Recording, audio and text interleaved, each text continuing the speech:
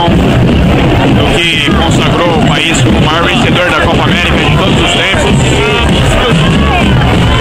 E convenhamos que já esteve mais animado. A equipe da Rádio Unesp passou por aqui há uma hora atrás e havia praticamente o dobro de pessoas, mas a animação continua. Tem pessoal com a camisa do Brasil também, camisa do Chile.